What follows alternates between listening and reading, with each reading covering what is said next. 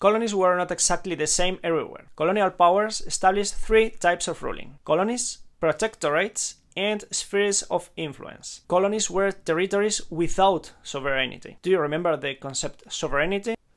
In Europe, we studied how the king's sovereignty was transformed into national sovereignty. That meant the king was the owner of the country, and later the national sovereignty meant that people, citizens, we are the owners of the country. Colonies did not have sovereignty because they were a possession of the mother country. Mother country controlled absolutely everything. Examples of colonies were the Belgian Congo, New Zealand, Fiji, Papua, Burma, Myanmar nowadays. Protectorates were another category of colonization. Now the colonial power controlled the foreign policy and the main economic activities. Native authorities had control over domestic policy, local administration, local security, town halls. Examples of protectorates were Somaliland, nowadays Somalia, Cyprus, Gibraltar, Brunei, Egypt, Sudan. Last category of colonization was the sphere of influence. It wasn't an actual colonization because the territory had independence, but these territories were forced to grant trade advantages to the colonial powers.